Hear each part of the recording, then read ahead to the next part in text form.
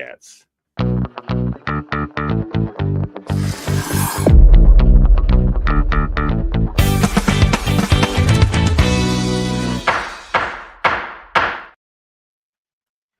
Hello and welcome to Trivial Debates, episode 91, Farscape edition, where we're not just gonna get Farbot, we're gonna get Magra Farbot. All right. This is the game where we debate in 6 different categories of movies, TV, music, sports, history, and Wildcard. And then there's a speed round with 6 more questions or debates. So, yeah, maybe... Oh, there's one more rule. Do you see? You can draw all your attention to the square in the upper left corner there of your screen. That's my side. That's your side. My side, your side, your side, my side. We got that? All right. We're ready to start now. So we had to get that out of the way. All right. So our first category.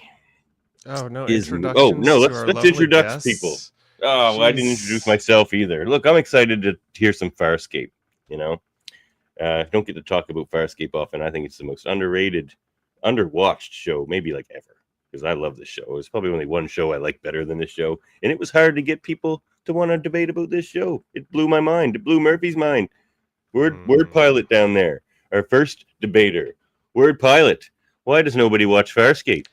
I have no frelling clue why nobody watches Farscape, and the few people that I knew that did watch Farscape, that I was like, oh, they'd be excellent guests, just didn't answer me or turned me down. So here I am, filling in for the seat. Normally, I'm the mad producer behind everything that goes on, but this time around, I get to be a contestant, and I get to debate Farscape with these fine folks. So let's Yeah, jump all right. ships. And moving on to our next debater here tonight, the mighty wit of Jennifer Lee Rossman. You guys are up against a real competitor here tonight, that's for sure. Are you excited to talk Farscape, Jennifer? Yes, I watched it for the first time like a year and a half ago. Never heard of it before. Immediately became my favorite show ever. It's just so good, and why does no one know about it? It hurts my heart. Me too. That's what it's insane, but in all the best ways. It's like that's what I tell everybody. They're like, oh, I got a bunch of shows on my list. I'm like, no, bump Farscape to the top of the list. You'll thank me later.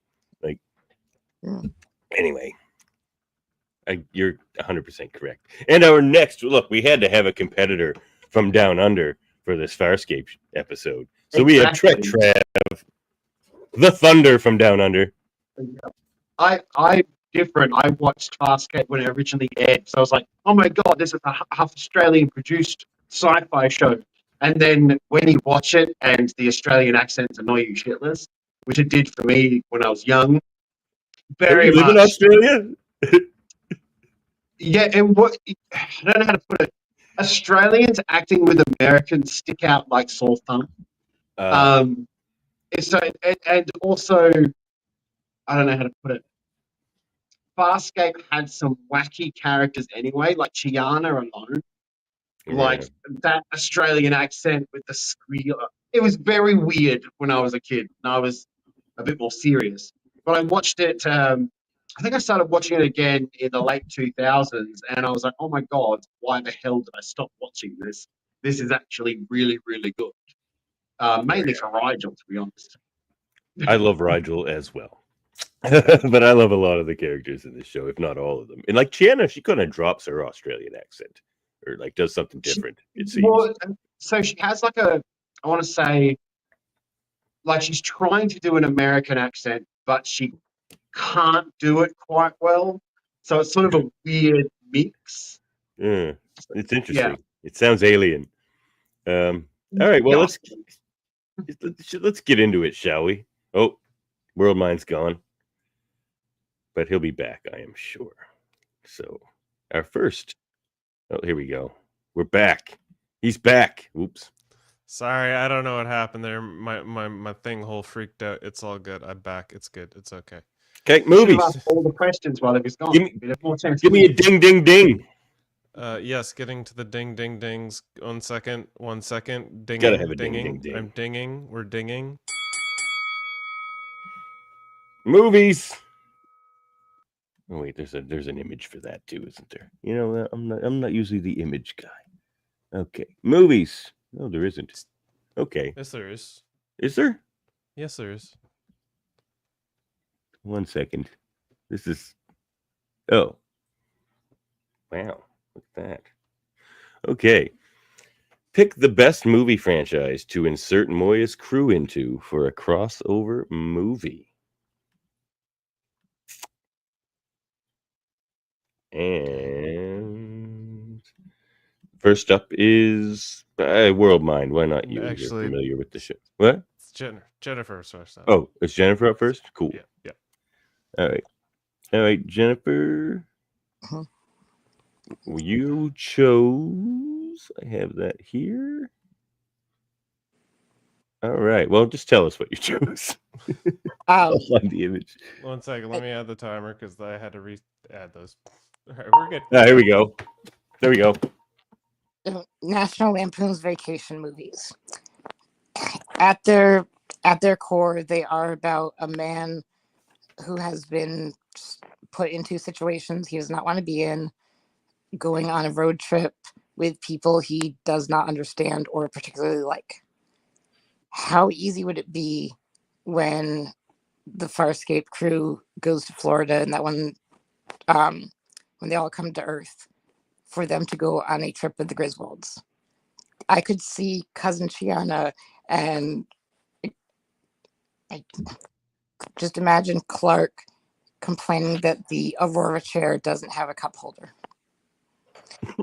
It fits the vibe so perfectly. It's wacky and ridiculous, but there's family at the heart of it. Very good. That's a good opening volley. Thank you. I mean, it would immediately be my favorite National Lampoon's movie. Good. Mhm. All right, so let's sing it, rub off the ring rust here. See if I can do this. I suppose my pick for movies, this question, was someone, a film that's dear to my heart, something that's dear to a lot of science fiction hearts, and that's Serenity. The sequel to the famed series Firefly. Serenity, I think, would be an excellent crossover with Farscape. Imagining,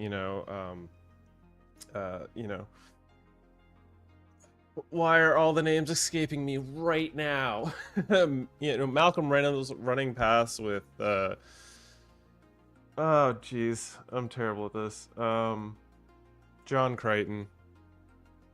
These two coming across, I think, would make an excellent introduction to sort of like a sci-fi crossover universe. Having Moya and Serenity cross paths. Oh wow.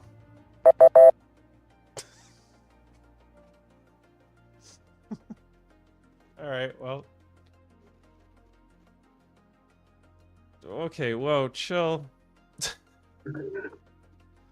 Davin, you're muted. I don't know if you're trying to talk to us. Oh, I was, yeah. All right, cool. Not your finest work, I said, Murphy. All right, you'll come back. You know what? Everyone loves a comeback. So, Trek Trav. So, what is that, timer? Yeah.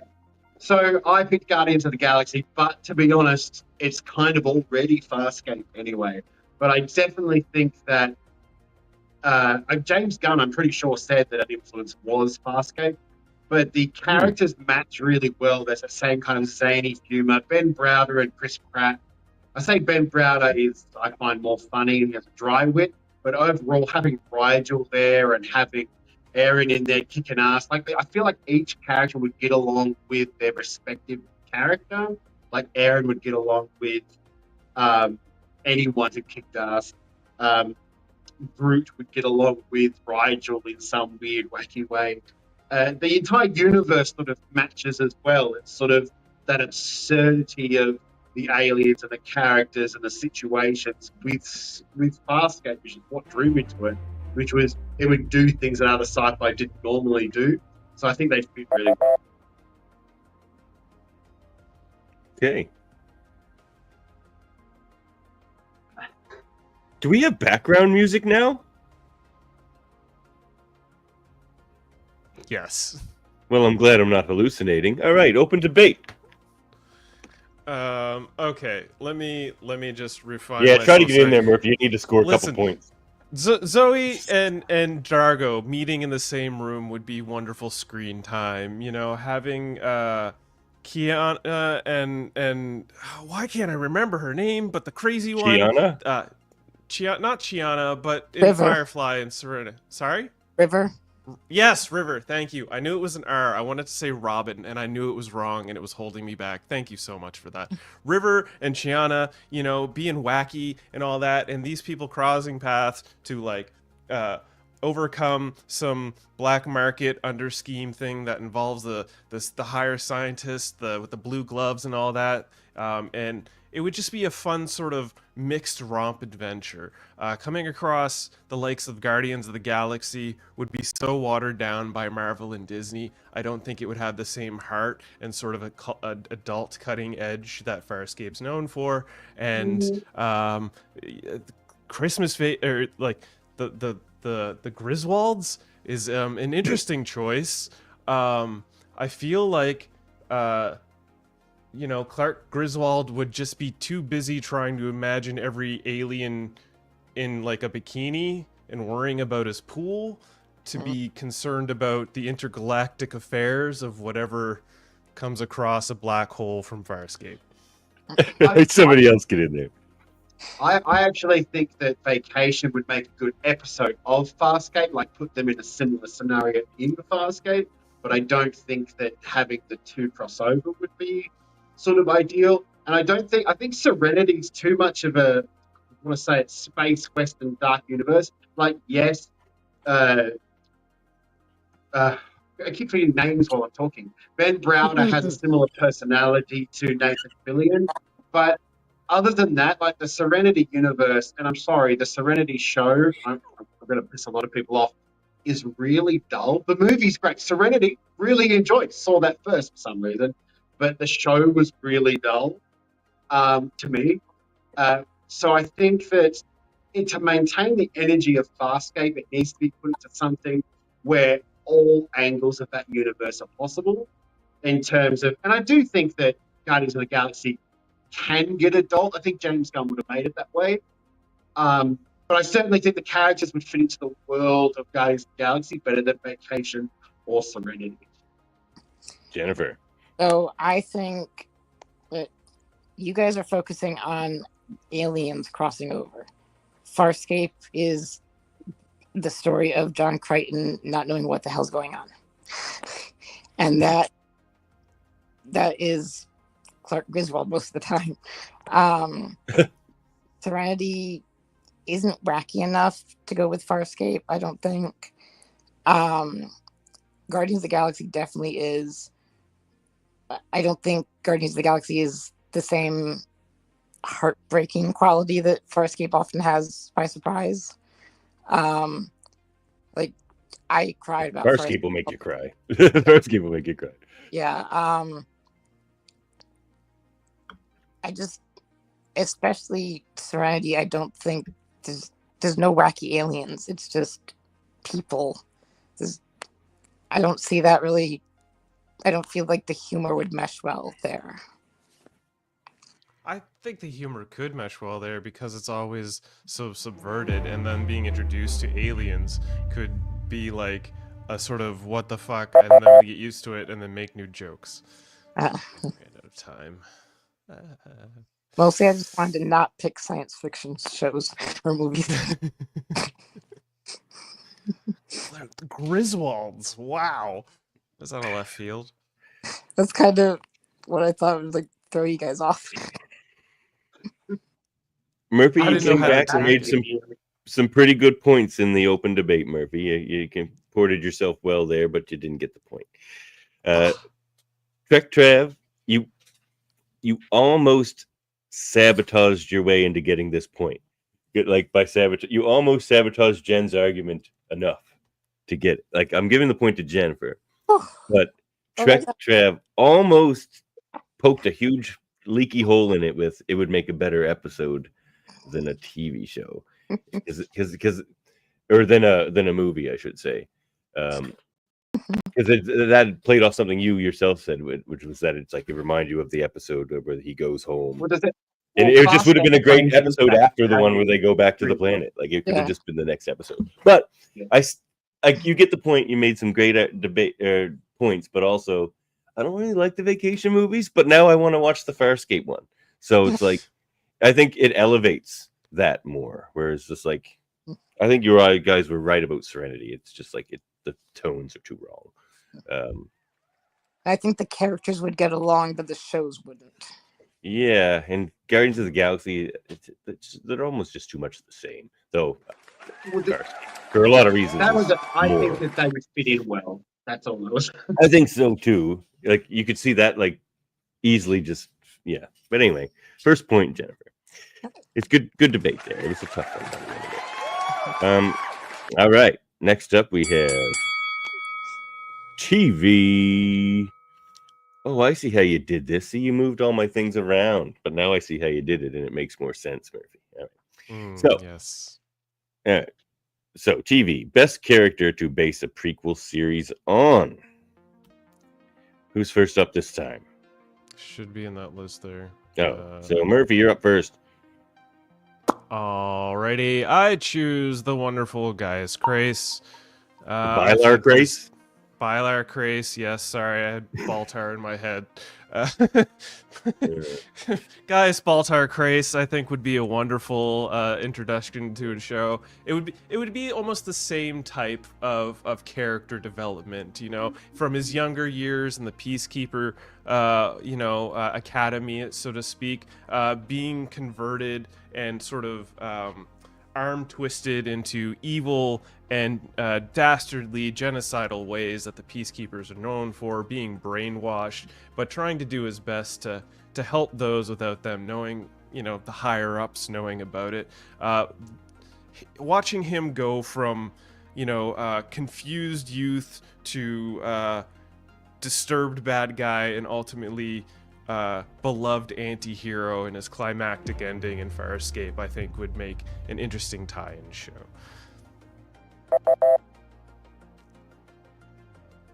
I like the way you wrapped up your argument there. All right. Who's up next? It would be Trev. Is that who you meant? That's not who you sent me. Yeah, that's what I meant. But Okay. Can I point out, just look at that picture, Aaron's son. Yeah. That is a reason for a prequel in itself. She's very beautiful. There's no question. If Claudia Black could play Aaron Soon when she was younger, I would have selected that. But I think the character itself, it's similar to Craig's in that you could sort of explore leanings in different areas and stuff like that. But I think with her, there had to be a deeper, I want to say, negative feeling about doing the things she was doing. I think her being a child and growing up, you get to see sort of from the ground up her becoming that soldier and her dedication. Like you see that sort of twinkle of her changing. Also, just to have and I mean this in a nice way, I love a badass female as a gay man. That I like that. So like a Sigourney Weaver-esque battle character. Claudia Black was fantastic. Like I love her in Pitch Black, Stargate. I only started watching Stargate again for Claudia Black. Like I think Aaron has so many layers and so much growth in Farscape that you could easily go back and lay the groundwork for that. As that sort of loneliness. Oh, damn it. Save it for the open debate. All right. Devin, just one quick producer's note. Don't bring up the image right away. Let the speaker begin and then bring it up like 2 seconds or something after they start. Yeah, I realize it 2 seconds after I do it every time. Don't worry, I'll get it. When you're ready, Jen. Oh, I picked Granny Noranti because picture it, Sicily. The uncharted territories. Noranti is old. She has had a life, and we know nothing about it. We don't know where she's from. We don't know who she's met. We don't know what adventures she's had. Maybe she doesn't either. She's old. She might not remember it well. If you did a Noranti prequel, you have free reign. As long as you don't kill off the character, you can do anything with her and then just have her never talk about it. So just gather around, let Granny tell you a story every week. Maybe some of them are even true. Interesting. All right. Conceding the rest of your time? All right. All right, like a pro. So, 4 minutes, open debate, fire it up. I mean, I'm of course down for any more Farscape. I mean, the sequel is criminal that it never happened or anything. But anyway. I've been watching Smallville for the first time. And I'm enjoying it. But one of the things that everyone says, like, when you do a prequel like Smallville, you know certain characters are going to survive because this is Superman, this is Lois Lane, this is Lex. These are the people who are going to be important. You are constricted by the narrative that has already been told. Noranti has no narrative. We literally just know that her planet was destroyed. She had a person she cared about. We don't know his name or anything about him. You can tell unlimited stories without breaking canon. And we know what happened with Aaron and Grace. We know where they end up. We don't even know how Granny got on the cargo ship, do we? She was just she just shows up one day and she's like there. Yeah. And they're like, what? Yeah. Okay. I see what you're saying about that. I guess it could be a Tales of the Crypt Granny sort of show to some degree. I guess that could be interesting. And as far as Trav goes with the Aaron son, I feel like we technically already got her story throughout Farscape, and her with John, and even all the backstory and why they fell in love and everything like that. With Grace, we pretty much get like the final act of his story, and yeah, there probably wouldn't be a lot of drama in his potential death because he would have the plot armor. But to be introduced to new characters around him that influence his overall arc and their potential fatalities or, fates, you could say, that I think there's some intrigue in storytelling too. With the I can't remember her name.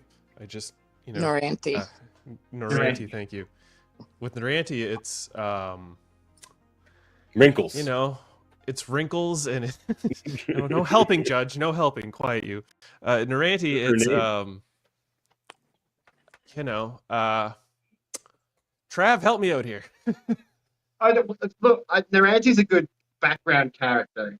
Like, that mystery is only there because it serves the jokes that she's trying to tell in the background. And I think that Grace, I don't know how he's an anti-hero. He just sort of did some good things at the end when he stole Pal's life. Anyway, I just think that Grace goes too far up. I don't think that you see his character change within the show. I think Aaron, there was a lot of background change in the show. And I think Noranti, yes, she has that freedom of continuity, but at the same time, she has nothing in there at all. And in order to explain her, you have to take away the elements that made her good, which is not knowing anything and her being amusing and doing random weird things. She may have been whereas I think Aaron, you could see her grow from like a normal child to the indoctrination. You could see the foundations of the organization that she's growing up within, which I forgot the name of because Peacekeepers. The Peacekeeper. I was thinking of the movie. The Peacekeeper. But you can see the Peacekeepers up close and personal. I think with Grace, you could do that, but his character growth wouldn't be in there. It's in Farscape. Noranti is just a little bit empty. Although, it would be an interesting show, but a bit empty. But I think Aaron is better because she has more depth.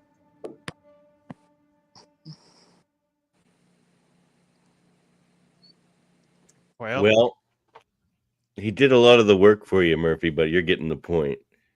Hey! Tech Trav did a lot of the work for you, though, in taking down Jennifer.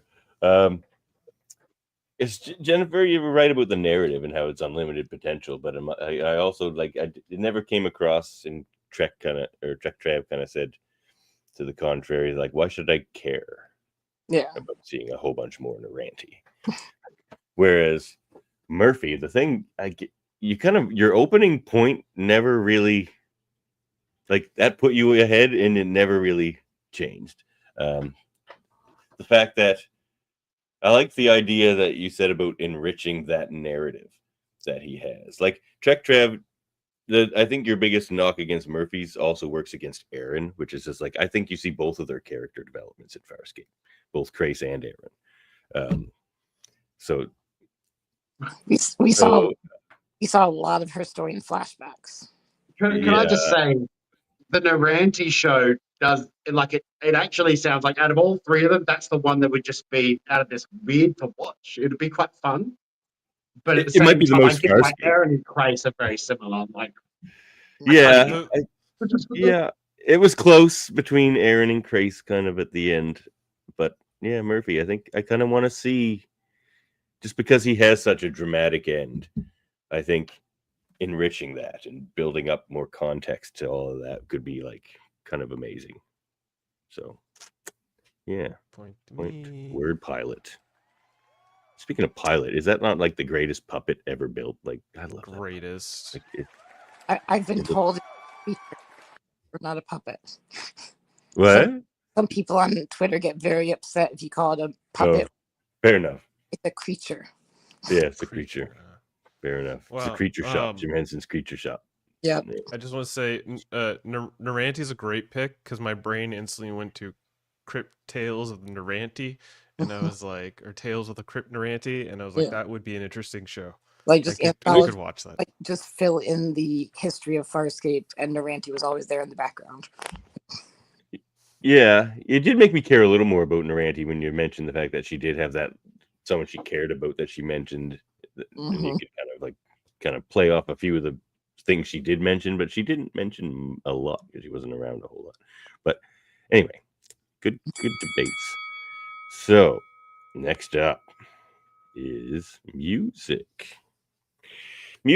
What is the best random moment to have the Farscape theme play? And the way I had it in my head was it just starts to play, and everybody could hear it. Maybe you just hear it, but in my mind everybody just starts hearing the Farscape theme. But maybe it's just you.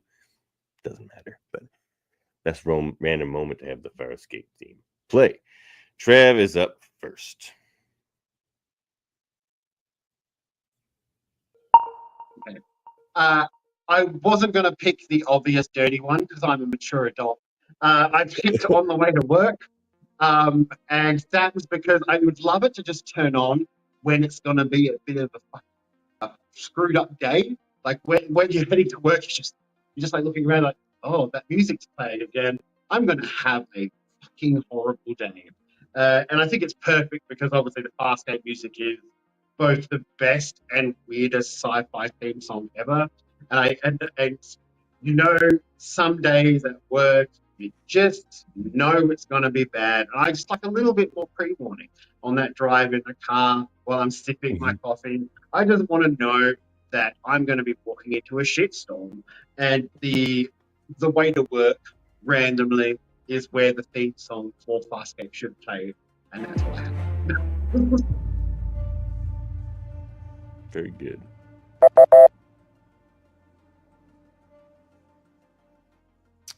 All right. I believe Jen's next. So I picked, if you were in a 90s high school movie, in the door, everything slows down, the focus goes kind of blurry, music starts playing, Farscape theme song. Because when you fall for someone, you feel like you've been sucked through a wormhole. You are stuck out in these new random weird feelings you don't understand, but you just want to look up at them with the stars and the galaxies in your eyes and say, I want to share the wonders that I've seen. It's weird and scary, but it's a beautiful feeling. It's I had more and I forgot what I was going to say. Damn it. Save it for open debate. It'll come back. I had a whole thing written out. I practiced it. Oh wow! It'll come to you. I was gonna say that was amazingly poetic. So, yeah. All right, let's go. World pilot. All right. So my answer, not too unsimilar to Trav's, but a little more broader in the sense that I was going with the transit we all go through, public transit, whether it be plane, train, or giant bus, autobus, school or public. I think it would be interesting every time you were to step onto one of these vehicles. The Farscape theme would kick in, letting you know that you're going to be on a very weird and wacky adventure as you meet all sorts of life forms on the public transit and off the public transit in transition. Boy, would it be an entertaining experience everywhere you go to have the music play and the people around you to also hear it and wonder where it is coming from too, as they get sucked into the wormhole of weirdness that is the Farscape theme, which everyone should watch the show. It's kind of like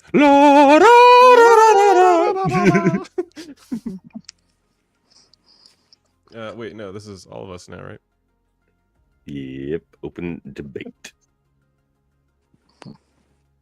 Bingo. All right. I don't well, to begin, I guess, driving in your car with the Farscape theme is not much different than playing it on your radio, so I feel like that's kind of a atypical selfish experience. And Jen, but if you're approaching work, though, is what I'm saying. If you're approaching work and it's going to be a shit day, that is when the music plays. Remember, it's randomly plays. But yeah, randomly plays to suit your day. Well, see, even I wouldn't want it randomly playing to identify I'm gonna have a shit day, because like that could be every day and it could get pretty annoying. So cynical.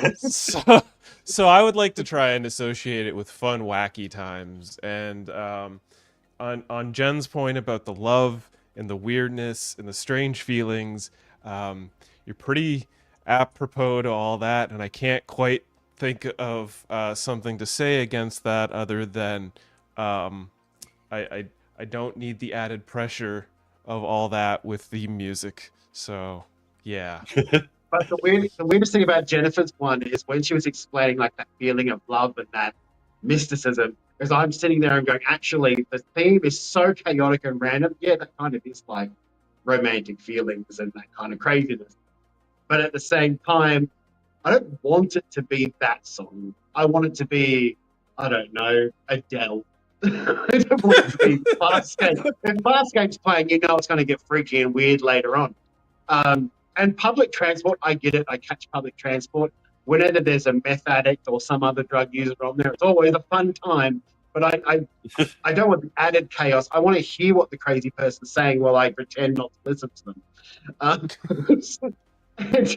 On the way to work, I want to know whether my day is going to be crap, because not every day is 100% crap, just most of it.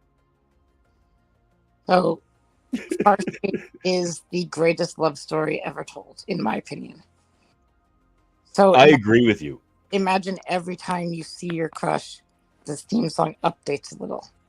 In the first season, John Crichton is just saying, "Help, I'm stuck, get me out of here." In the fourth season, it's, "Look at this amazing thing. Look at my family that I have now."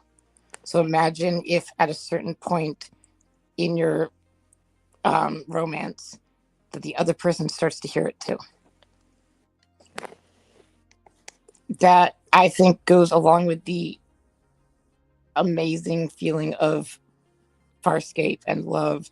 And in the first season, John Crichton absolutely was having a terrible day at work. But eventually it stopped being. I definitely think, though, that if the Farscape music is playing for romance, it's gonna get weird somewhere along the line. Like that's a bad relationship coming along. Like I love Aaron and John, but that music is not for falling in love in the sense of it's going to get weird, it's going to be terrible, you're going to end up hurting yourself, most likely doing things you don't want to do. I mean, realistically, that's gonna pop up at the most awkward times, and I mean, with that, if that talking, song crescendos while you climax, I don't know if that would be an enjoyable experience. Well, if you're talking about things that you don't want to do, getting on public transport. I've never enjoyed being on public transport, and the Farscape. I bicycle. That's why I bicycle. I think that's the point. I think having it in your car on the way to work is probably the most comfortable way to do this. That was a fantastic debate. God damn. But yeah, I mean, Jennifer, you just nailed that one. So like, point Jen. I mean, I almost shed a tear. Like, because like it is the greatest love story ever told. Because like all the odds were against it. Like, yeah, 100%. You're in a living relationship. Yeah. Damn. Multiple ways. Yeah. As soon as you sent me your answers, Jen, I messaged Murphy. I was like, you better be prepared. I think Jen understands the assignment.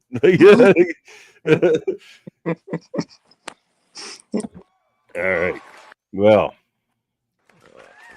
good debates all around.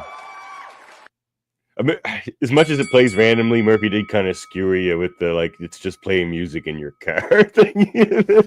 There, Trav. Yeah.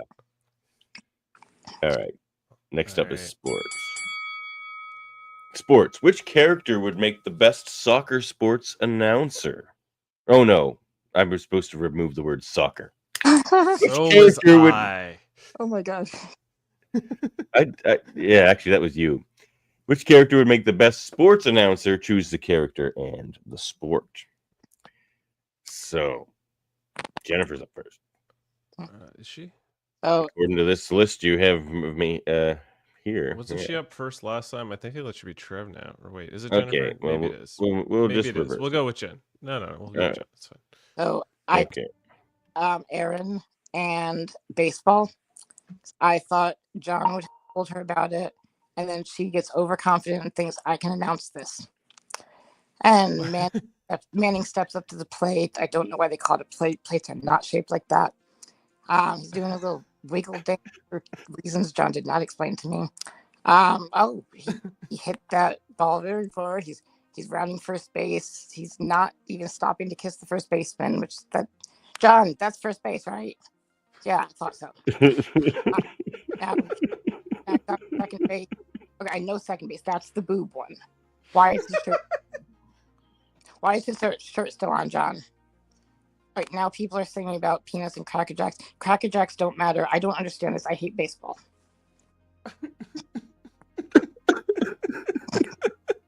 The craziest thing is that sounded like baseball announcers because it's so slow. They just end up chattering about bullshit the whole time. Like, yeah, that's funny. Here's Count Morbid. When has anyone been in love and it doesn't get weird?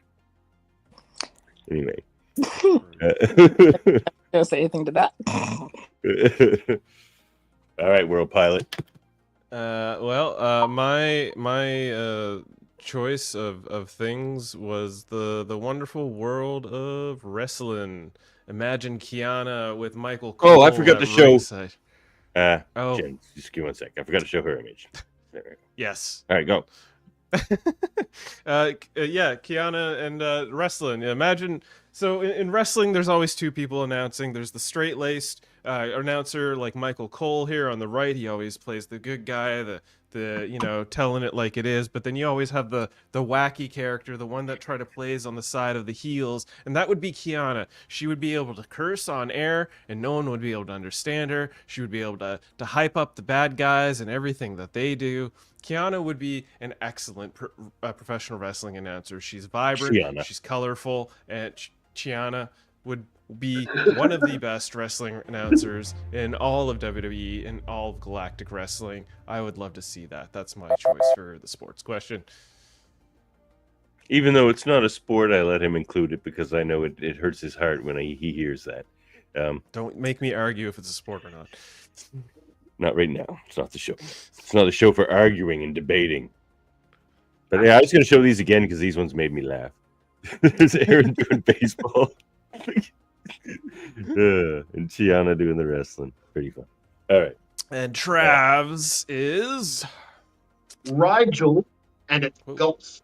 And the reason I picked this because Rigel is the kind of person who wants to do something pretentious and horrible, and thinks that it's going to make him seem more impressive and important. And then he would turn up at golf and just hate it, which happened a lot in the show when he did a lot of those things. It would backfire on him.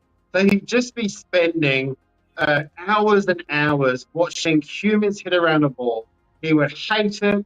Eventually, he would just, fireball, urinate somewhere just to stop the game. Like, I can just imagine all of that pomp and circumstance to try and be sort of, I'm playing golf. This is a big human game. And then just hating it so much that he wants to kill himself by the end. And his dry wit would be like every shot would just be him just complaining about the game. And I think I would like that because I don't watch golf, but I've watched golf for someone telling me how shit it is. Happy Madison.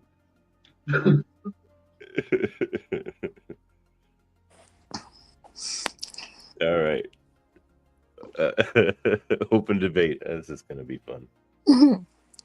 Oh, okay. If you put Jen, you go ahead.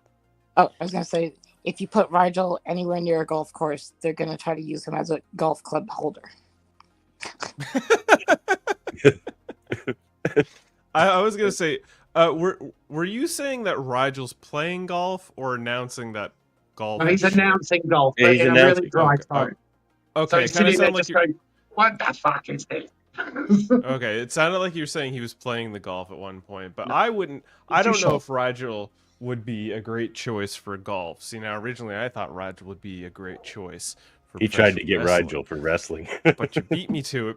So congratulations, but he would be terrible for golf because if he was to urinate, he would damage the field, and golf fields are expensive to keep up. You don't want somebody like that around damaging the turf. I mean, that's just a hazard, a fire hazard even.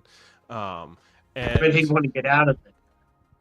And he would try and bluff his way out of it. I think he would find himself in more scandal in the golf world, in the shady world of golf. Would finally be entertaining.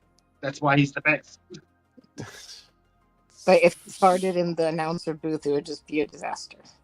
You wouldn't be able to hear them. They'd be talking about helium, and it's true. It's true. The moment he farts, it would be everybody helium, and then there'd be like no one would be able to pay attention to what's going on.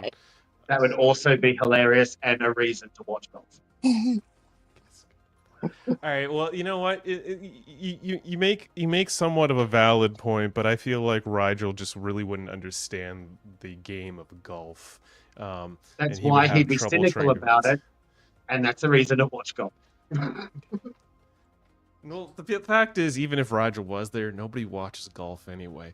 Now, baseball, a sport that everybody does watch, and Aaron's son is a delight. I feel like people would be too much of in a riot that she's announcing the sport of baseball to a degree that seems almost insulting, because baseball is a beloved sport by the fans of baseball.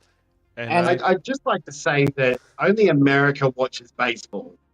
Like in Australia, I've never known, we might play it when we're kids, but no one watches baseball.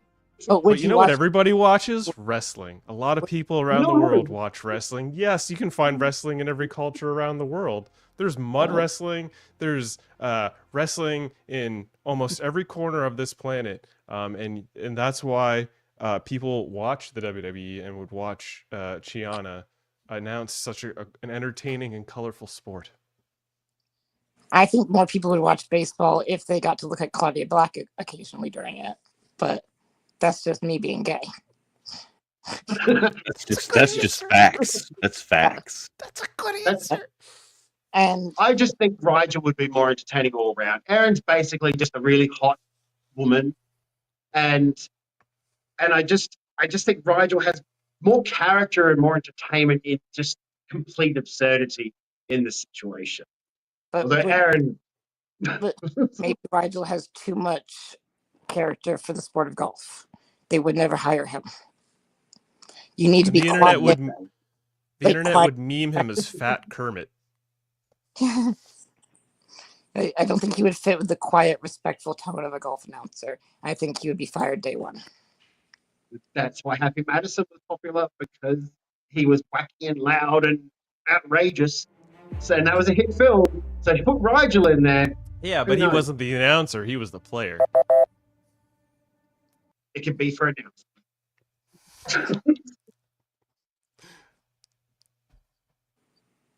Davin, you're muted. I said Rigel and Erin would both be fired day one. Maybe Chiana too. She's unpredictable.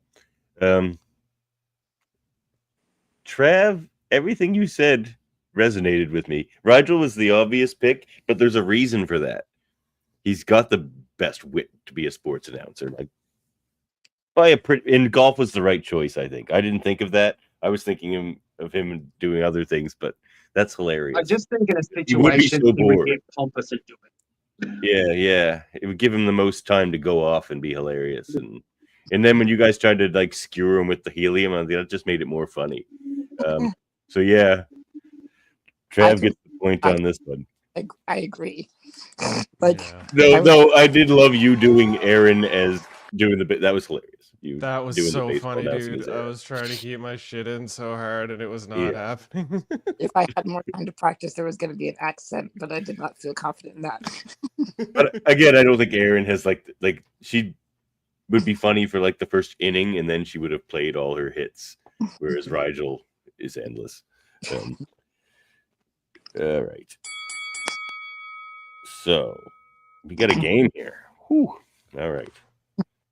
History. Who is the best historical Earth figure to make a peacekeeper in the time of Moya's crew? So a little time travel here, but let's go through time and space. I believe I'm first in this one. All right. I chose a man of stature, a man of height, of wit, and tactics unbeknownst to the modern man. Well, actually, very beknownst to the modern man, because everybody has educated themselves on all of this man's tactics. Coming in at a staggering 5'6", weighing in at a solid 170 pounds, with 50 wins and 10 losses to his military record, the one and only dominating European king, Napoleon Dynamite Bonaparte. This man has captivated military history ever since his engagements, to the degree where everybody now battles in Napoleonic war tactics. Rank, insignia, and all those things were developed for the most part by this man, and he would make an excellent addition to the Peacekeepers. I'll get to that in my debate of openness. Yes. Okay. Next up, Trav. I picked Stalin without thinking about it too much. But just wanted a name. But considering that he sort of joined the Nazis to invade Poland and the genocide on certain groups of people, he was sort of like the Peacekeepers in a lot of ways, in that you saw the Peacekeepers, yes, they wanted to be the ultimate power, but they were willing to sort of do sort of off things, sort of go. You think they go against them, but don't. And he certainly was one of those people who sort of courted the Nazis and then came out of it and sort of done his own thing. I don't know how to explain it, but he certainly, his personality, I think, would fit to be a leader within the Peacekeepers, because he'll do whatever he needs to do to make the Peacekeepers the greatest empire in the galaxy.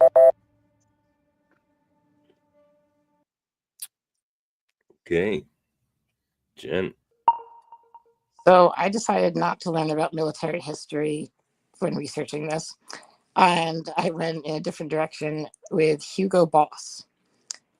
He joined the Nazis before Hitler came into power. This was his choice to join them. He is known for making their uniforms, and often with like prisoner labor. So the Peacekeepers have like undoubtedly gorgeous uniforms, but they are still stained with blood because the history of Earth and the history of the Peacekeepers is full of little insignificant men who could have said no to this and instead decided, I'm going to be famous for making clothes for the bad guys. And I hate military history.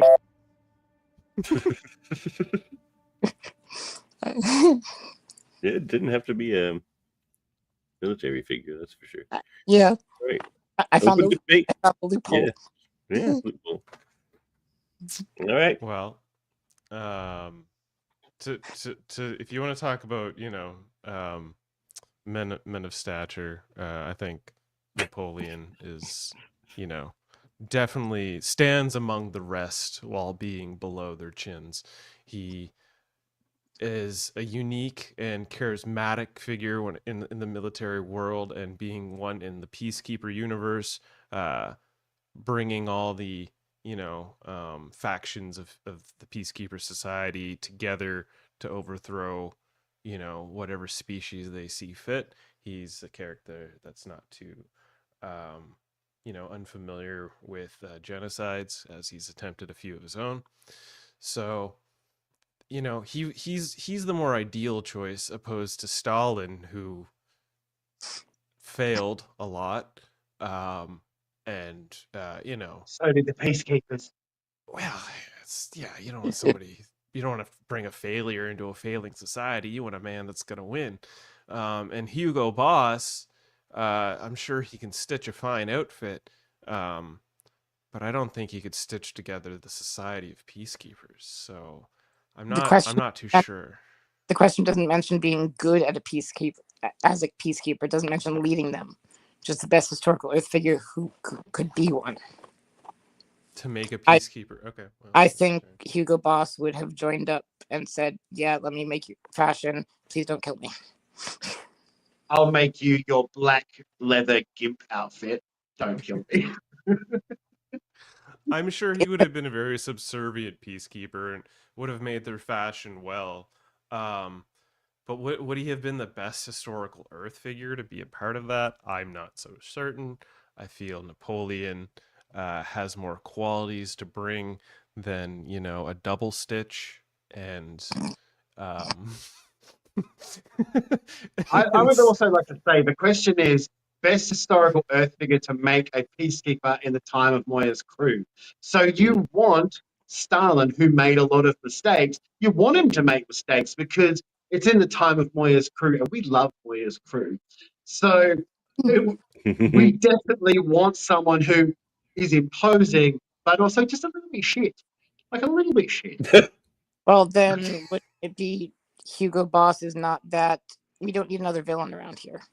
We need looking more shit and fabulous. Do we need more minions like Braca? Just weird little guys who are technically bad guys, but they're not really a threat. We love those guys.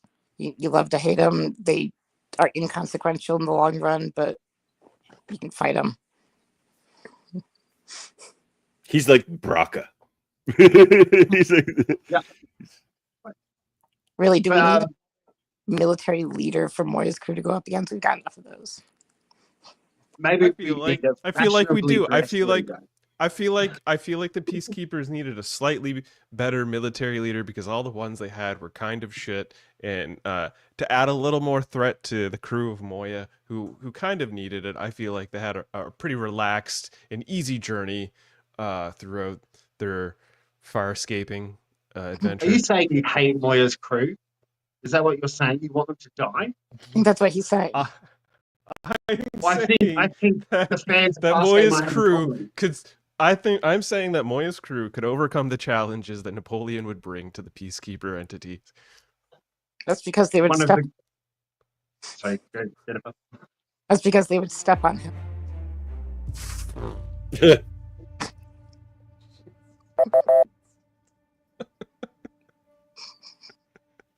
If nothing else, I made you laugh. I wouldn't. Murphy, do you want Moya's crew to die? Answer the question. I do not want Moya's crew to die. Okay. I just wanted them to have a more. I feel like they would be on the winning side of a Napoleon conflict. But why do you hate them so much? You want them to suffer more? I just want them to have good fashion. This is becoming an suffered. They Inquisition suffer on beyond the that point. show. This one was pretty close 3 ways here. But I'm giving it to Trek Trev, just because I feel like you fit yours in the world the best. Yours actually fit really well. Yours worked really well in the world, Jennifer, and was very interesting. But we would never see that character, Right. so there's no reason for us to ever see them. So to be fair, to have Hugo Boss. I actually thought that was a really funny idea. Just the guy who's in the background, just measuring people for new uniforms. Oh yeah, he could be in the background. He could be the Garrick of the Peacekeepers. Oh my god! And how would you like your gimp outfit? Would you like more leather or less leather? Jack Trav, you might want to stop talking, or you're going to lose yourself the point here. You might wait till I give the point out, then buttress the other person's argument. But yeah, I'm giving the point to Trav. Yeah, that was close though. Oh, that was very close. Yeah. Murphy, I didn't think you knew what you were doing at first because you just went on about Napoleon and didn't mention Farscape at all for your entire opening. I'm like, this. then you did. Then you brought it. I had to give a resume, and then it was like, oh right, yeah, it's like a resume. Farscape. I know this shit, Murphy. You said his middle name. I chose Stalin, and then about 2 minutes before I came on here, I asked my partner, "Can you tell me some things about Stalin?" And then I just kind of used them and made up shit. Well, the reason I think it worked the best is you're like, it's somebody you could definitely see being a peacekeeper and falling into that world, but also being a little bit shit at it. Which is, again, keeps him alive. Pilot said he kept making mistakes, and I was got it. That's where I'm going. Yeah. That was a tricky one. I liked it. All right, so we are going on to the last one here, which is the Wildcard. Oh, ding, ding, ding. Yeah, there we go. Wildcard. What would be the best name for the show if it wasn't called Farscape? Trav, you're up first with this one. Gotta see. I chose Frell, get me out of here. Like I'm a celebrity, get me out of here, but Frell, get me out of here. Because they're basically just in a weird ass situation all the time. They go disgusting things, horrible things, like bugs, spiders, alien spiders. I'm pretty sure that Farscape and I'm a Celebrity, Get Me Out of Here are pretty much the same premise, which is you're putting random people into a situation that is completely ridiculous and expecting them to survive. Well, obviously not die in I'm a Celebrity, but in Farscape, it's actually a very fitting motif. Frell, get me out of here, is they basically don't want to be in any situation they're in, but they keep getting dragged into this shit constantly. And I think that it sort of Frel makes it just that little bit more punchy. I would say that they fit together quite well, and I think it would be a good match for people watching the show. And I'm done. All right. Next up, Jen. Oh, I picked Muppets from Space because Muppets from space. so technically they're not Muppets; they are creatures. There's a whole taxonomy of Muppetry, but John Crichton wouldn't care. He would just say, "Oh, Muppets from Space," and when they make a Muppets movie based on another piece of media, they make it silly, but there's also heart to it. They are telling a good story, and you take the Muppets so seriously as actors, not just even as the characters. Farscape, I did not know what to expect when I first watched it. I thought it was going to be ridiculous and silly, and it was. And there is a Muppet that farts helium. But in the same episode as a Muppet farts helium, I cried about that Muppet. And I think it is not a Muppet show, but it has the same heart as the Muppets.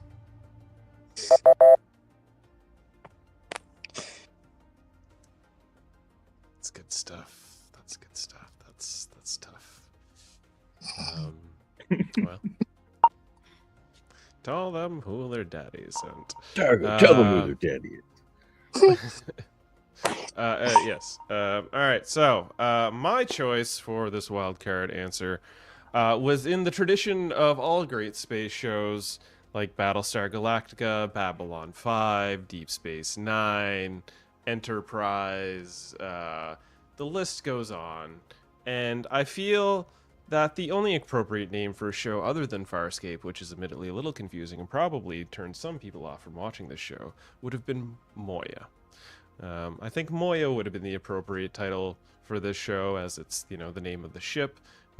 It's quick, it's easy, it's one word, and it's kind of like, what's Moya? What does Moya mean?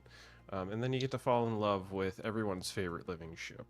I think it follows the tradition of, like I said, sci-fi shows of past, where everybody kind of knows what they're getting up front, and I think it would be the best alternative to Farscape. Yeah, let's go with that.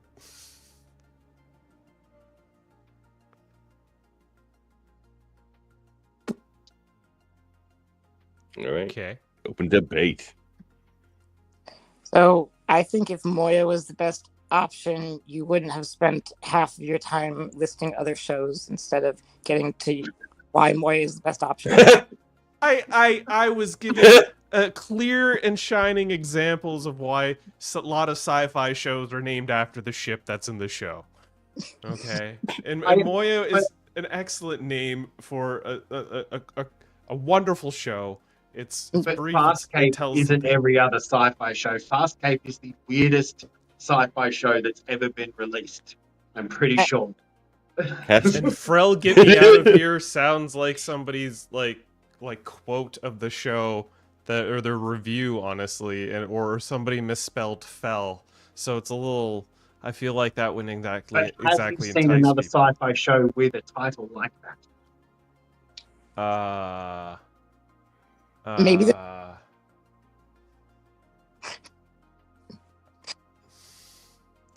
want to say yes, but I can't quite think of anything. Is I'm a Celebrity, Get Me Out of Here is a competition show, yes. So, but not a sci-fi show technically. And only John Crichton is really out of his element here. The rest have been living like this for cycles. Their existence. Yeah. It's more about the situations. They're in wacky situations all the time that they don't choose, and they don't choose it because it's forced upon them, like in a reality show. And that's why I thought Frel, obviously, because that's a swear word in the Farscape universe. Like, Get Me Out of Here is pretty much what all of them say at every point whenever anything happens. And is "I'm a celebrity" a swear word that you're replacing with Frel? Yes. Celebrities are often swear words. I reflect with Frel. Celebrities are just swear words in general. Yeah, every time I stub my toe, I'm like Tom Cruise. I'm not feeling the Freliv at all. And Muppets in Space is a bit on the nose, I feel. I don't know if there'd be a lot of intrigue in that. People would probably tune into it expecting, Kermit and Fozzie, and would be also, surprised. I love Muppets from Space the movie. Muppets from Space the movie was really good. Yeah, there was that, wasn't there? So, my yeah. issue with I like the idea of the show being called Moya, but your argument is it's less confusing than Farscape. Yeah. But Moya is just the Earth audience. It's not less confusing. It's, at what point during the show do they say Farscape? What point do you get the moment when they say the Farscape? first episode? He's the Farscape project. It's his... Oh, okay. Well, that's a hole in my argument. Thanks. And you're Farscape, and you immediately know it's a landscape far away. It's mystical. It's science. It's space. What is Moya? We don't know. Moya's the ship. The Moya's the ship that we all fall in love with, that has like arcs and stories and even a child of her own. It has wacky experiences and weird things going on. What? Frel, get me out of here. I don't want these wacky ass experiences where I almost die every week. That is the ultimate choice. Because it's weird and it's zany and it's very Farscape. Whereas Muppets from Space is already a movie with Muppets that I love, and Moya just sounds like we're going for the Enterprise treatment. You don't put Star Trek in the name, no one's going to know what Moya is. Moya sounds more like a good prequel title. Like if you made a prequel ship, that could be called. What can I argue about this? Moya's beloved, and it's like all the shows of sci-fi before it. Yeah. Well, it's interesting. Moya, I think, does work better like after you've seen the show. You're like, oh, now it's sweet, but like Muppets from Space, already taken. Trav, yeah, I liked your argument on this one. I feel like, he's on fire from NBA Jam. Is that 3 in a row? Like, you're getting warmed up here. Fully warmed up. I just want to win one. I've done a lot of trivial debates, and I've not won one. I always lose. Well, you're in the lead now. Was that our history, or was that our wild card? That was our wild card. That was the wild card. That's it. Yeah. That means I'm eliminated. Yeah, sorry, word pilot. Right, you can pilot the ship now if you want to take over the banners and stuff. Yeah, I'll do that. Let me just get into my corner over here. Put him to work after kicking him off the show, right? All right. Well, in speed that round. Case, it's time. And now it's time for the speed round. All right. So we're in our speed round here. There's going to be 2 options. Keep talking. I got to bring up my new timers because 2 options. Hopefully any lag from being in Australia doesn't come into here, because this one is a bit of a time thing, because whoever shouts out the one they want first, that's the one we go with, and they'll go first. And the other person will debate for the other option, whether they want to or not, but sometimes that works out. All right, so speed round. Well, I can do the banners. You do the banners. Yeah. There's no pictures for this, but yeah. Oh yeah, there's not. Speed round. Movies. Dargo doesn't die in Peacekeeper Wars, but one of the following characters does. Which death would make for a better moment? Scorpius or Rigel? Scorpius. All right, Trav, why is it Scorpius? Because Scorpius needed to die like 2 seasons before that when he originally died. Like, they dragged that character out so far that he just needed a big death and go, look, this MF is very, very needing of death. Like, eventually he just became sort of the popular character they keep around because they think that's what people want. And I think that it would have been great to see a finality The depth to that storyline completely by the 30 seconds for Jennifer. So, I don't think they kept him around longer than they needed to. Everyone loves Leather Daddy Voldemort. But Rigel he saved John and Aaron. He he sucked up all the stuff from the bottom of the ocean. He saved their family.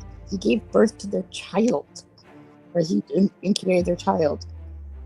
That is a tragic death. That is part of our family, not just a villain. 15-second rebuttal to Trev. Is he with child when he's killed? Like, surely it's after. Like, he didn't really want to. He just sort of had to, right?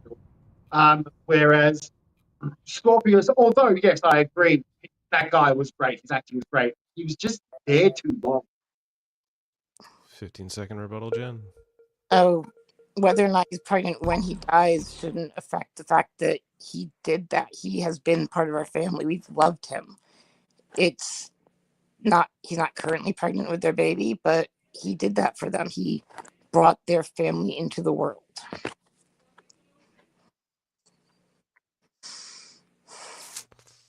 All right. Well, it's gonna be point Jen because I think it would gut me. I would cry my eyes out. I believe the phrase. Yeah. I completely forgot that this was like a mercy killing.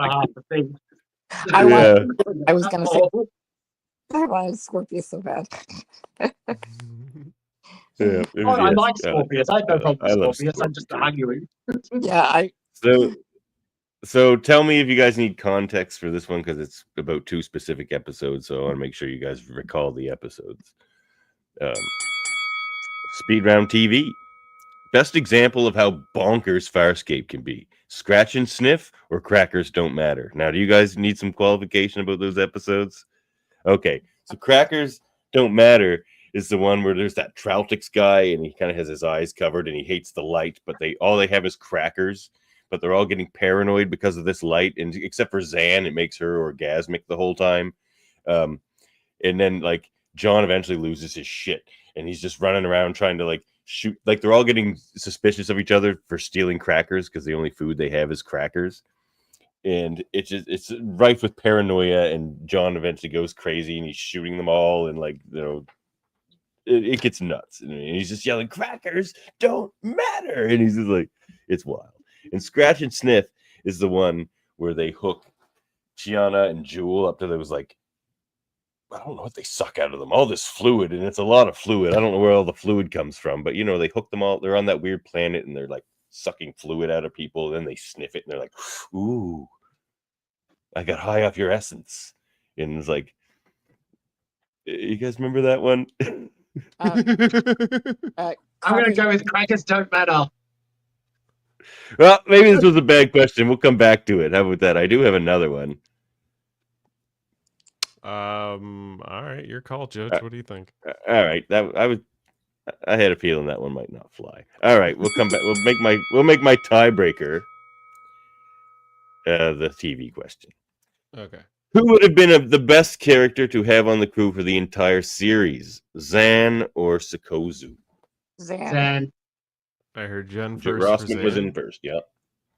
So, 30 seconds. Sikozu, she could have had much more character development, yes, but Zan, when she's introduced, she has like all of her weird species things with being a plant. We slowly learn about that. She had the like sexy mind meld. I think there's more uses for her character skills than Sikozu's in the plot. 30 seconds of Trev. I feel like Sikozu we didn't know anything about. We got no expression. Zan sort of ran her time, and also she was a bit mixed match. She was the empathetic one, but then also the most violent one, then also the most childish one. Like, she would shift every episode. Whereas Sikozu, we just sort of saw bits of a character and never really got them fully explained, even by the end. It was just, oh, she's here now. And I think that she deserves more as a character, especially I'm pretty sure she was played by an Australian actress. I think she should have got She more. was, yeah. She was. So was Zan, to be fair. Sir, your time, sir. Rebuttal 15, Jen. Oh, what I'm hearing is that Zan was a multidimensional, many-faceted character who could serve different parts of the plot. She had more character development in her time there than Sikozu did. 15 to Trev. But that's why she shouldn't have been there for the full series, because she did have all that character development, whereas Sikozu didn't. Sikozu got barely anything because the focus had shifted so much to Aaron and John by that point that it was most characters other than Rigel got comedy.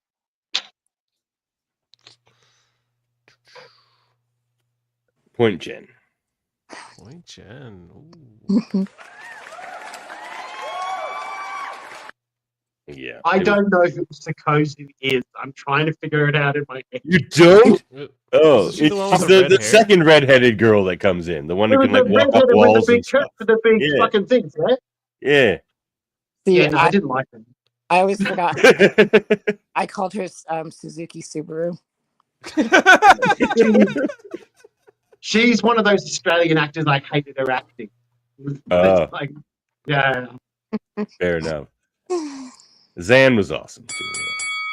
I just really wanted to talk about Scratch and Sniff and Crackers Don't Matter. Look, if you've never seen Farscape, you're probably not watching this debate right now. But either way, go watch those. You guys don't remember those episodes? Go watch those 2 episodes. I remember the Crackers my 2 favorite ones. ones. Yeah, Yeah. Scratch I and remember Sniff the one, I Crackers. think you explained poorly. 'Cause Scratch I can't and- quite. Scratch and Sniff is the most insane episode, I think. Is that I the mean, one there's a- where John and Dargo like wake up together because they're on, like, Yes. okay. Yes. He's got like the legging, the tights. No, not blue chick, green chick. Like Mm. there's that little Raxel, I think her name was, or that played by Brent Brother's wife. Oh, really? I think so. Interesting. So, Facts and yeah, knowledge. that with episode's Jen. nuts. Go watch it. All right. All right, So- close game. Music. Who's fronting your metal band, Scorpius or Juloshko? Scorpius. Who the fuck's Jaloshko? Do Jewel? You know, red hair, screams, melts metal when she screams. Oh, I see. Okay, yeah. All right. 30 to Jen. so Jewel would make a good singer until she injured people or melted your equipment. You get like a limited time of her playing. Scorpius,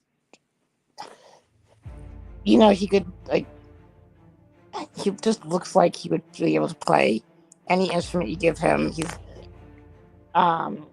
not going to injure you by playing like Jewel would. I don't know why I said Scorpius. Because you love him. 30 to Trev. Jewel has the hair, the attitude, that I'm better than you sort of kick your ass sort of, I want to say, crazy chick thing. Like, and to be fair, she was bonkers in the series. Like, if you want red flags on a woman, it's her. And you want that to be lead singer of your heavy metal band because she do some messed up shit. Like, I'm sorry I'm swearing a lot. I'm Australian. That's what happens. But Well, it's Don't worry, welcome on we're the show. Canadian. We're Canadian. All right. 15 seconds to Jen rebuttal. Is Jewel really a metal singer or is she just a Spice Girl with anger? I don't see her doing.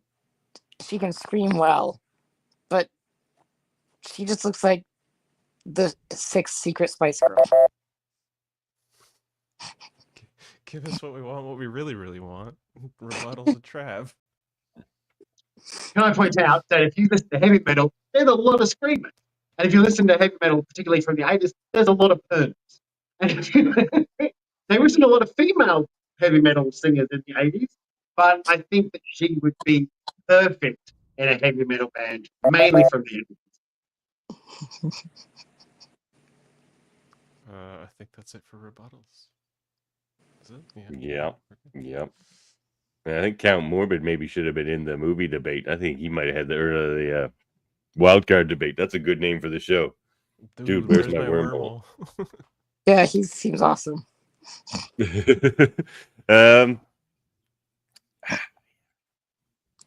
Point Trav. See, my thought with this one was it was like Metal Screamer versus Metal Growler, because when Scorpius gets mad, he he growls. So, but see, I was imagining more like Papa Emeritus from the band Ghost, where he's kind of like Scorpius also played jazz in Farscape, didn't he? Like he's in like a jazz that was band Harvey. in one of John's visions. That was Harvey.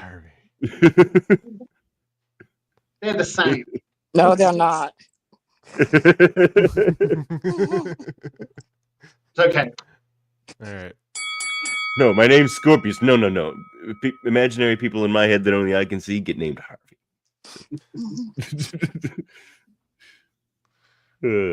God, that was a great part of the show. Harvey was hilarious. All right. So, speed round sports. What piece of sports equipment should have been aboard John's shuttle? A golf putter or a basketball? Basketball. Ooh, Basketball. Jen. Just imagine filling it with Rigel farts.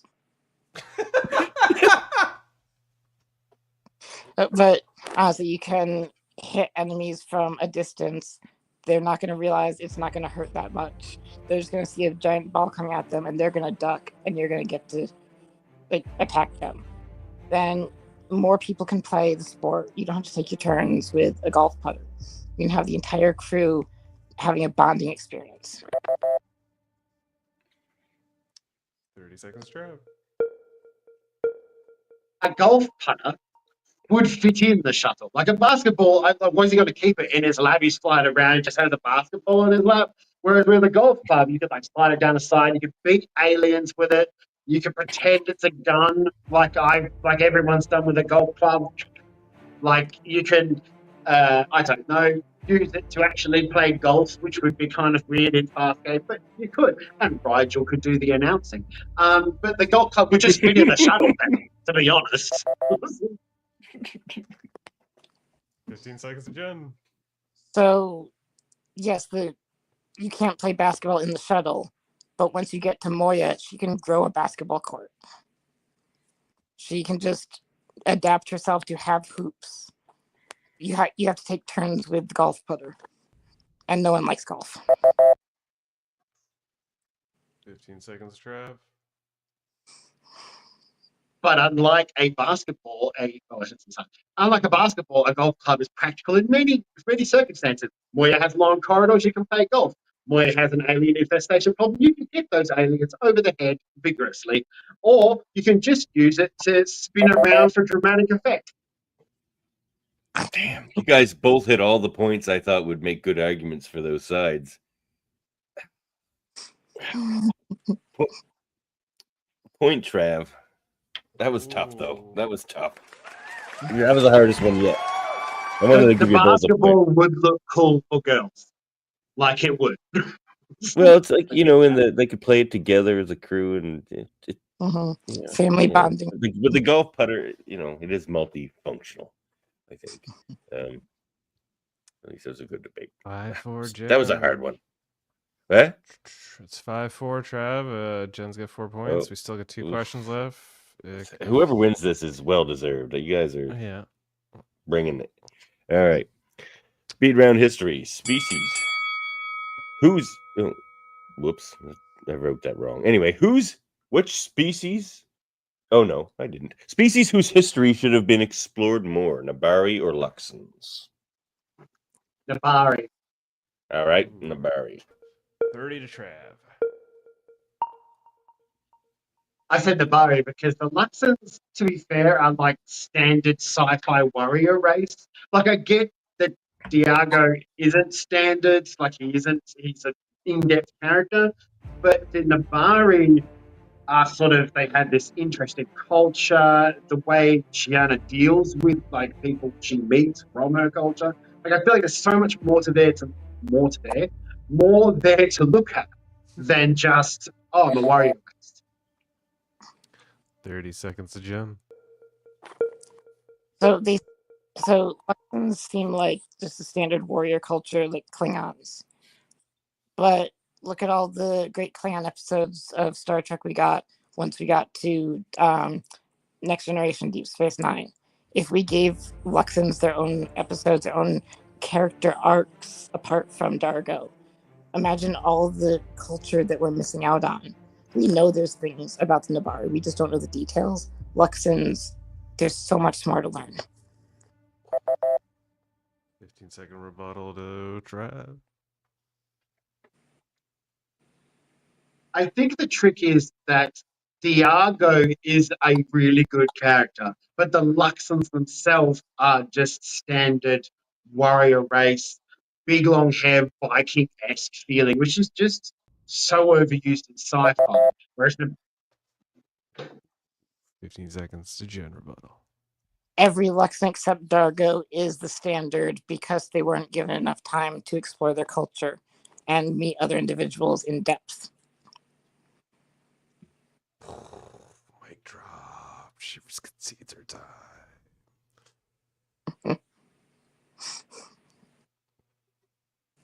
I mean, it's almost not fair, but give the point to Jen because I like the Klingon. But like relating it to Klingons was smart actually, because like from the outside they look like just a warrior race, but it's like they're like kind of the most fascinating species in Star Trek. We got a deadly tie. It's all down to this. Maybe that was a tough one too, but it's going to be decided by the wild card. Here we go. Best redemption arc: Crace or Scorpius? Crace. Ooh. Oh, I think Trav took that one. I would. I heard them at the same time. I heard them at the same time, and he's coming from Australia, so I think he probably said it first. All right, yeah. Trav gets Crace, Jen Scorpius. 30 seconds. Trav, go ahead. I think Crace. Sorry, little thing comes up. Crace goes from a vigorous vendetta to kill Crichton for killing his brother, and he goes through it by sort of leading into Aaron and then Talon. His evil kind of leads to his good in a way. Like all the bad things of his past leading to him being good. Scorpius just realizes that, oh shit, he made a mistake. Whereas Crace learns lessons every time we meet him. 30 seconds to Jen. Crace was barely a villain. He was an annoyance with a ponytail.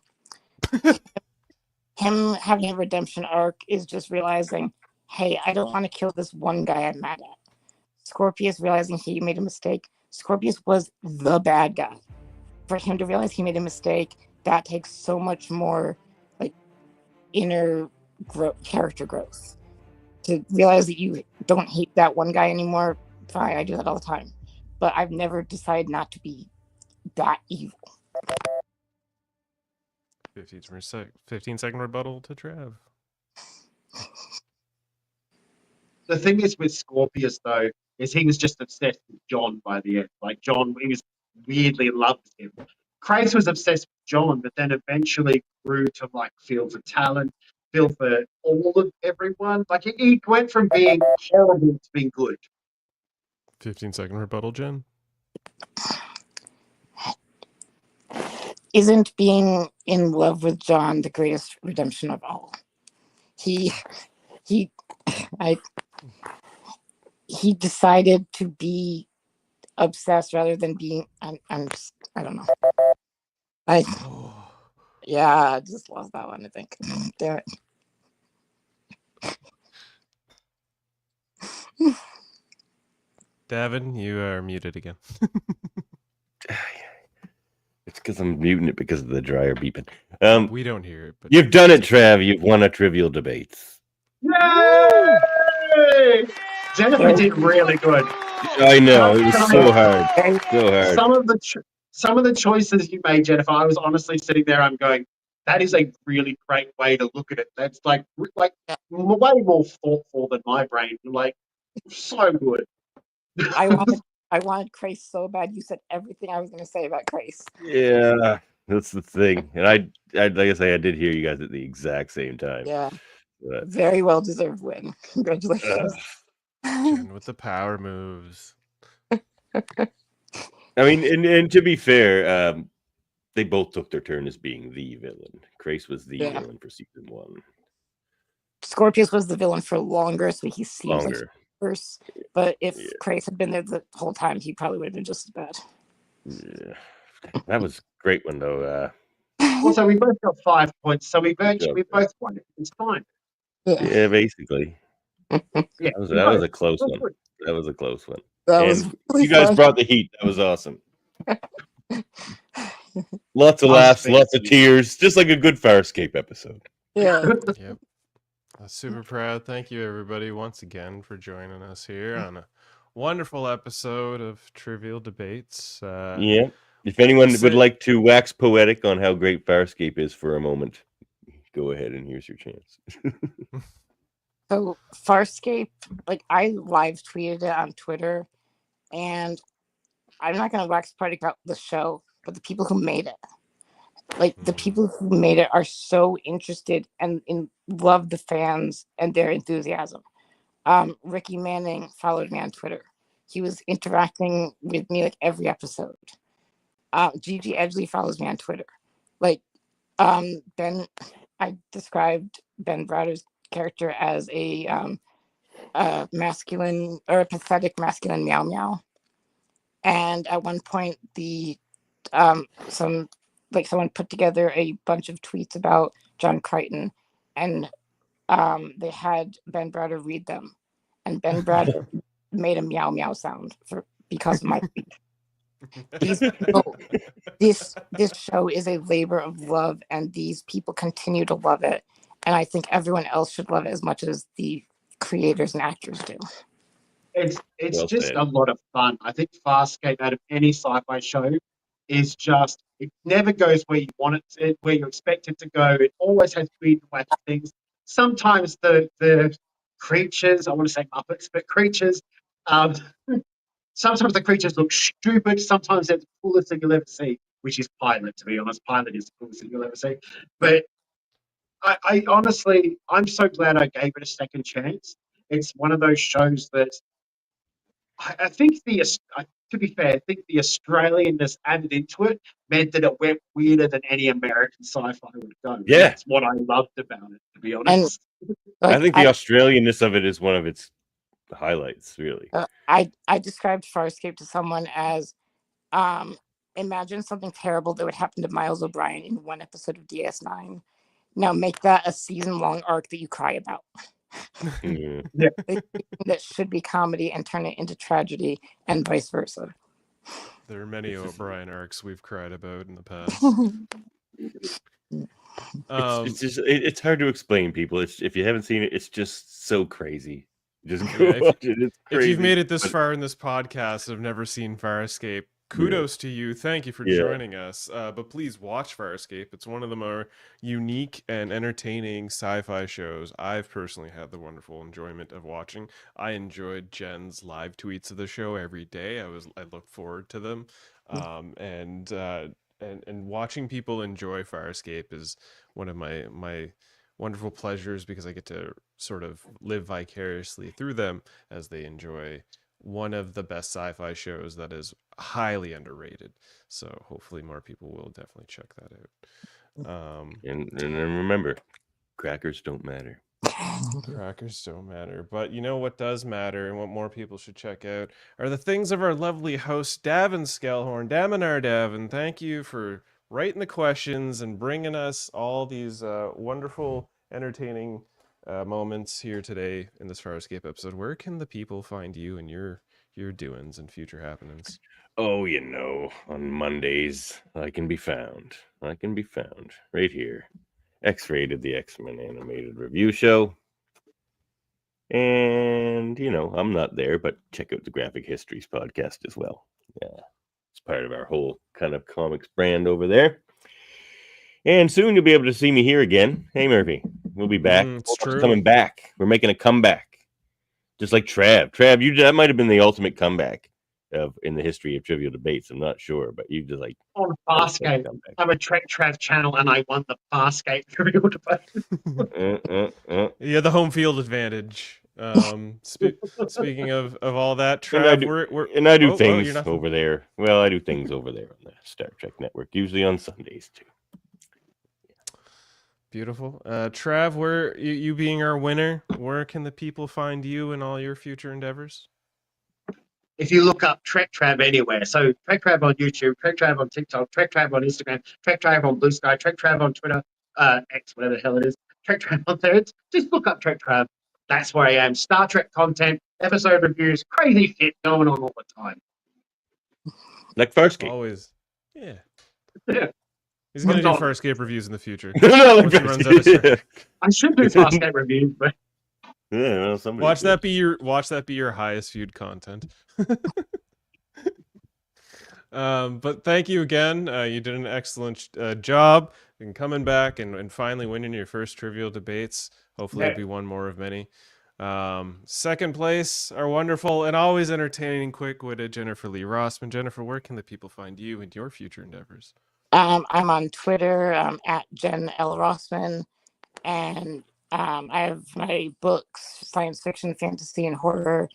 The JenniferLeeRossman.blogspot.com. And I have a book. I have a book coming out called Allosaurus in Wonderland, Tales from Avalonia, which is essentially dinosaurs in time travel. It's because everything is Jurassic Park in my world. Will there be a Stegosaurus sex scene? I will try to fit a joke. Spoilers for you, at least. Just if you just search for Jennifer Lee Rossman on Amazon, you can find my books. Fabulous. Thank you for taking some time with us after a busy day of playing some Star Trek D&D. We're going to pick your brain about that some more, and maybe we can just draw something up for Live Long and Podcast to take part in. Absolutely. Maybe work that out.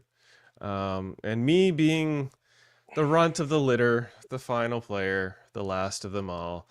Loser. You can say it. Loser. Yeah, you know what? It's fair. I'm the frelling loser. It was nice watching someone in the box that wasn't me. I did my best. I tried my hardest. It was rough at the beginning, but I still had fun, and I want to thank you all for joining myself and everyone that's decided to watch. I want to thank you for joining us as well. You can find me on the socials at WorldMind. I do the photography, I do the video, but most importantly, I do the productions of podcasts like this one, Trivial Debates. And as Davin brought up, it's coming back. Don't call it a comeback. Hold up, a movie podcast. I believe we picked the date of March 16th. We're coming back with a Canada theme. Yeah, mid-March, that weekend of it's happening. Oh, Canada, we got Strange Brew, Canadian Bacon, and 2022's I Like Movies. So hopefully it'll be a good time. I'm looking forward to getting back in the swing of things there. Yeah. Thank you again. I don't watch movies unless we're doing that podcast. I've come to realize we stopped doing the podcast and I stopped watching movies. So yeah, I kind of needed to focus on some shows. Yeah, I needed a break. I needed an emotional break from things and stuff, and it's time to come back. We'll get into the depths and weeds of that when we come back to that show. Thank you again, Jen and Trav, for taking time to be with us. It was so much fun. I'm gonna have you both back again. Your wonderful presences in our little sphere of entertainment. I gotta wrap this up. Join us next episode. It's going to be at the end of the month. It's going to be this March. What was my theme? I have it. I swear I do. I know it's around here somewhere. What was my theme? There was an episode. I picked it. It was for March, and it's a thing. I'm looking it up right now. Bear with me. bear with me. I'm looking it up. I swear it's gonna happen. It was shit. Nope. Wait for it. Yep, here we are. Reboot. Yes, that's right. Of course, it's gonna be Reboot. Alphanumeric. It's gonna be alphanumeric indeed. If you don't know about Reboot, 90s show, wonderful cartoon. Canadian. Amazing. I think it only really played in Canada. Well, it played in Canada, but also played in the States.